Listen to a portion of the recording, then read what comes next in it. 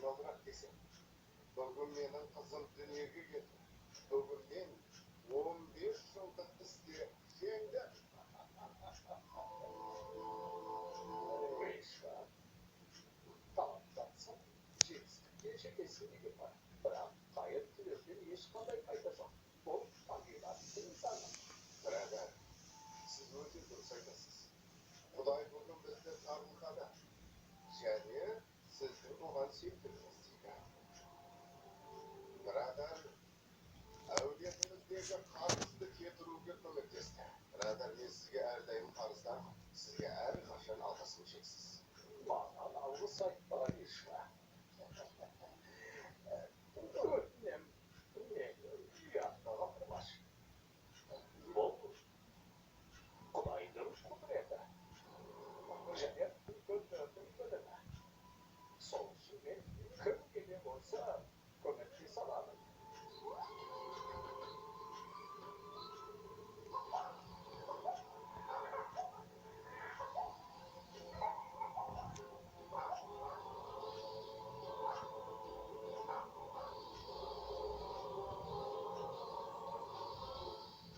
Құдай маңдайыма әйгілі болып жазған. Сол себепті Ишмағелдің қызын құтқарамын. Біреу оның ойындарында көзді кетіруін дейсен ғой. Адамдар өздерінің шамасы жеткенде де тыраш танытпаған. Мұның бәрі Құдайдың ісі. Сіздің қолыңда не кетсін бірадар? Құдай қаламаса, бұлай болмас еді.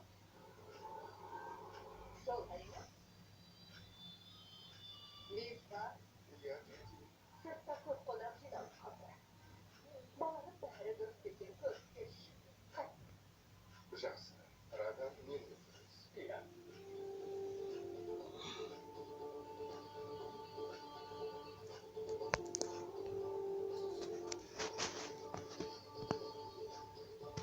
Өңі бозарған болса да, ол сенің өнеріңді ойлап етті.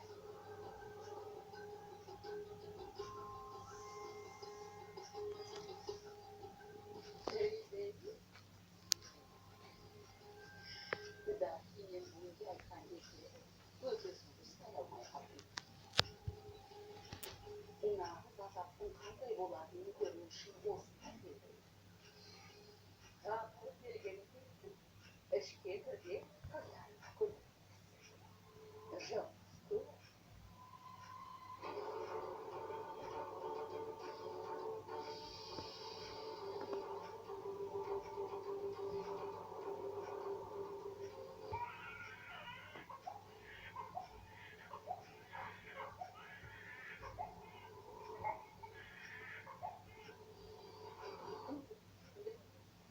Кәдімгі күнді болғаны тек.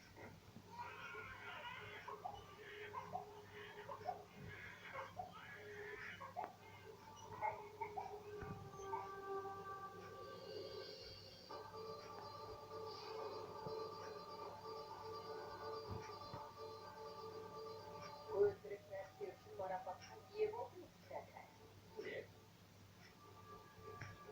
Не болды, Джекки? Мен өтірікті шындыққа ажыратамын. Тұмар жайлы аңыз айтам. Ол үшін мен бар ма? Әлде оны сіз ойлап таптыңыз ба?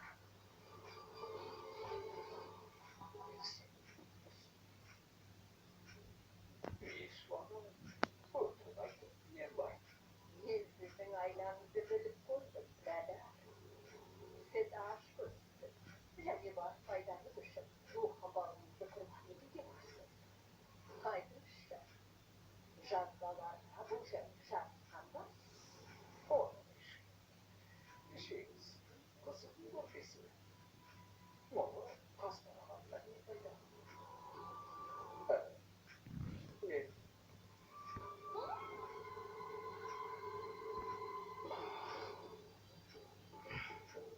Демек, ешкімдердің ашуынан қорқып, өтірік айтпайсыз ғой. Бірақ сәлдің осында болуының пайдасы тиді.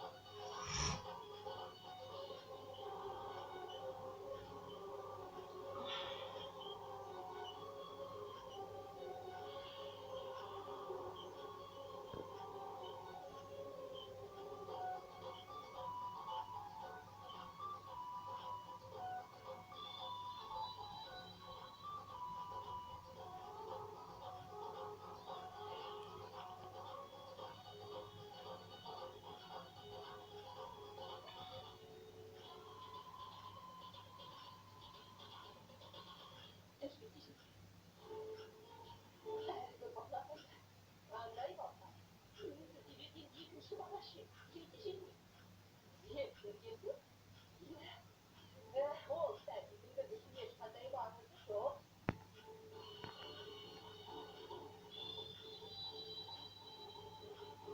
Oğlum ne diyorsun sağlıkta? Oğlum hala mı biliyorsun ama bu? Oğlum yetişince fark etmiş yok. Bu mu? Niye gitmiş? Şimdi. Oğlum kaybettiğini söylesin. Oğul faydasız dersleri baştan geçirdiği bu değil. Boşta.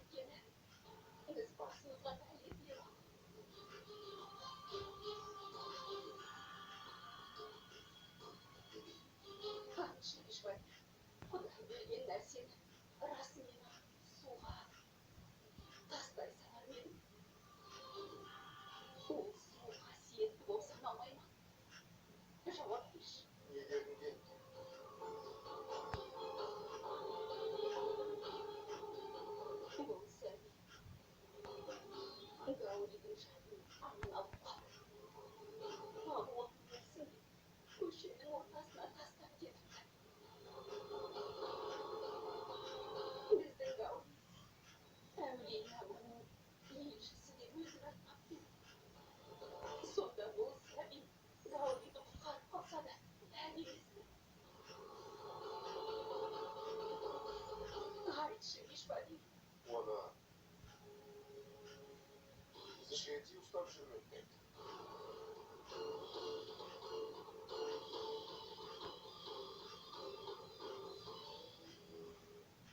Hayır, men onu әкесіне қайтарып берген болатынмын.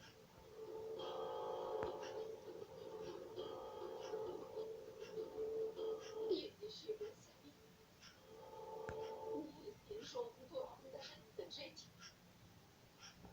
Әкесі мас болған шығар, сәбині қайтарып кеткен болар. Мен қайдан білейін? Менің онда не шаруам бар? Баланың өтісінде оған көп ақша берді ме десе? Өзің ойлашы ешбадир. Біз сізге бөлген баланың үйімізде жанжал тудыруына жол беруіміз керек.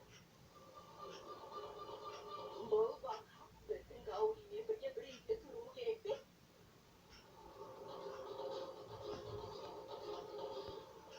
Ешбадир, расымен бұл қыздың біз үшін не істегенін ұмыттыңыз ба?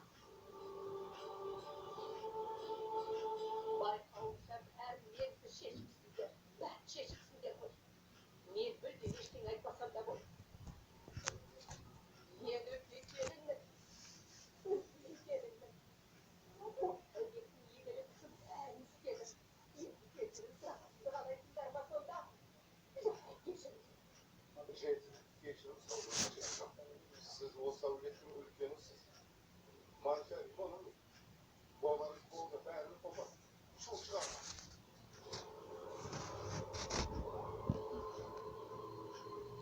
Өзің қараш. Біз үлкен қиындықтан құтылдық. Оның себебі әкем мына баланы алып келді, көке.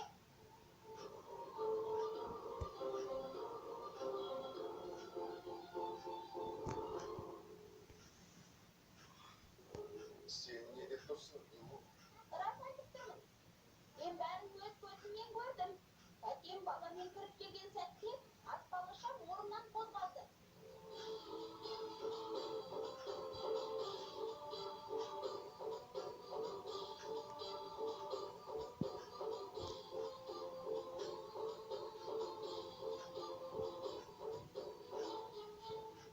Қайдан жоқтайды деп ешкім Ергенде келіп аспалы орнынан қозғалушы еді.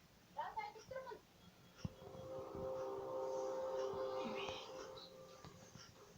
Бұл рас болуы мүмкін, Ишва. Өзіңіз білесіз, от жағу үшін шыршаны тұтатуыңыз қажет. Дәл сол сияқты біреуді қорғау үшін тұмар қажет. Солай ба, Ишва? Бұл құдайдың құдіреті біледі. Өзі ойлашы, Ишва. Біздің қызымызды қорғау үшін құдай бұл қызды жаратқан болуы мүмкін. Мен бұл баланы Гауридің тұмар екеніне сенемін.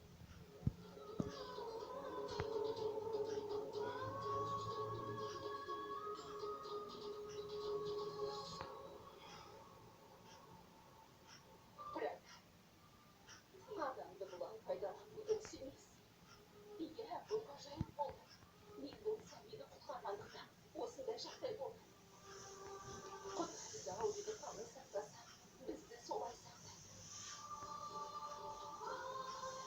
Егер адам басқа адамның өмірінің құнды екенін түсінсе, Құдай оған көмектеседі. Енді де солай айтылады. Иә, біз дәрменсізбіз. Тіліміз тиетінге, зұлымдықты кетуіне сенеміз. Алайда жас сәбиді тұмар ретінде қолданатындай дәрменсіз болмауға тиіспіз.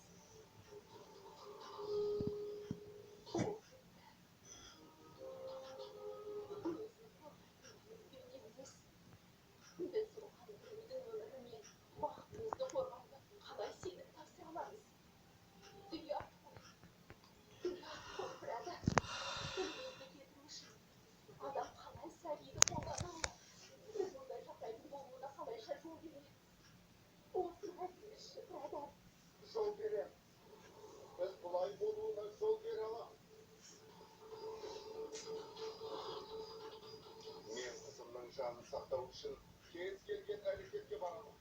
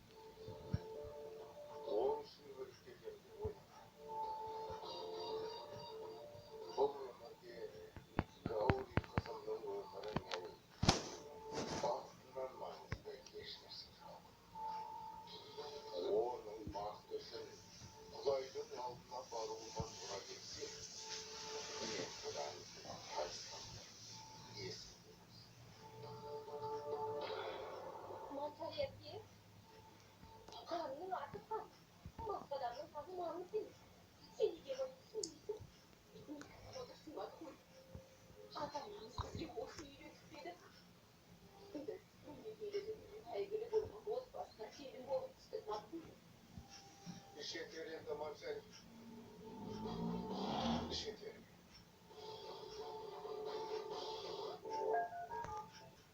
Olgu efendim satına aldık dediğimiz benim kızım da senin gözün sonra olmuşundan almasına.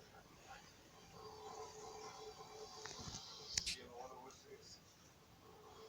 Sevmesin. Sol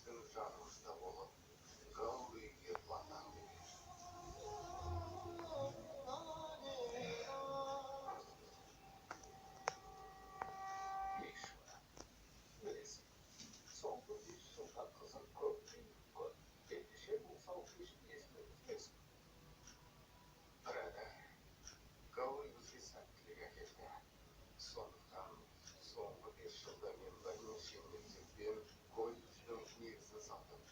Әсіресе мені өз қызметшісінде көрген министр ше маған мүлде қоңырау шалмайтын болды. Мен қалай өркендегенімді, әйгілі болғанымды жұртқа көрсеткім келеді. Сіз ақша табудың пайдалы екенін сезесіз. Байлық пен жетістікке жеткенде ғана жауларың сенімді дейтін болады. Әсіресе министр Дайырдың қалай ренжитінін көрдім. Мен сауық кешін ұйымдастырамын. Және бұл үлкен сауық кеші болады. Жақсы. Сауық кешін ұйымдастыра бер. Тек бір нәрсені ұмытпа. Гауриді үйден шығарушы болма. Енді екі қызды да